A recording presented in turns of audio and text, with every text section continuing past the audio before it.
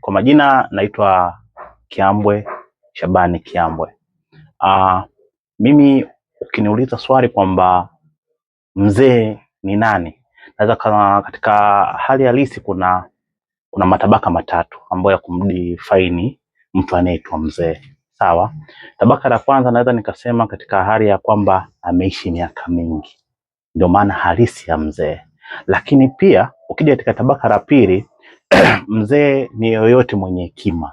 Mtu yoyote mwenye hekima unaweza kumuita mzee. Kwa sababu gani tunasema mtu yoyote mwenye hekima? Define ya kuishi miaka mingi ya kwanza inakuja katika define ya mtu ambaye ana hekima tayari, maana yake kwamba ashafanya vitu vingi, anafahamu vingi na mwenye kuwa na hekima. Umeelewa? Huyo ndo unaweza kumdefine mzee.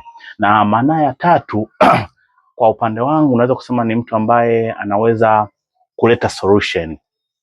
Ndio maana wengi ambao tunasema kwamba mtu apewe majukumu fulani au madaraka fulani tayari iwe katika heji fulani, maana yake ni kwamba tayari anauelewa vitu vingi. I believe kwamba lazima kuwe na wazee, hususan labda tunaona kija katika upande wa mpira unakuta kuna wazee wa timu ambao wao wanajua vitu vingi.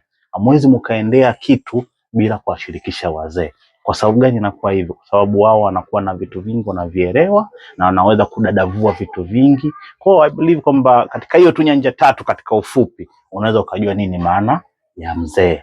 Ukisema tu bwana mzee fulani, maana yake ni kwamba kwanza kaishi miaka mingi. Umeelewa vizuri? Alafu maana ya pili anajua vitu vingi.